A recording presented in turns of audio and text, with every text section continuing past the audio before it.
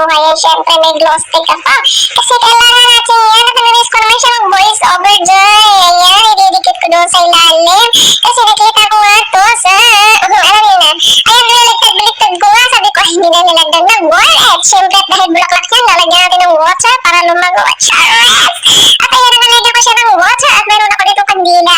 So, yung kandila na yan, tunawin ko yan para ibubuhos ko din siya sa loob. Ayan na nga, tinunaw na nga. Magic yun, nag-epektaos. Syempre, para lumabas sa kanyang aroma, lalagyan ko siya ng downy. O, diba?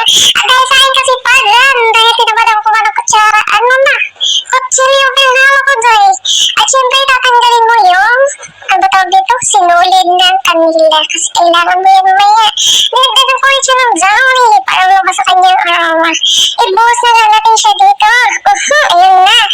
Ayun na nga, ipinasok ulit ang kinuha ko kanina sa kanyang sinulit. At dahil wala akong stick, alam na, mindset, strong. At ayan, tinignan ko, wow, ang ganda. Ganda ng bilbil ko dun. 3 days later. At ito na nga ang result after the moment of truth. After 2 days and 3 days, 3 nights, all na pinagsasabi ko sa moment na yan. At tapos na nga, work 8 talaga siya. O, diba? Ang ganda. Mabango talaga siya kasi lumalabas sa kanyang aroma ang nilagay kong downy. Okay, hanggang dito na lang. Thanks for watching. Bye-bye.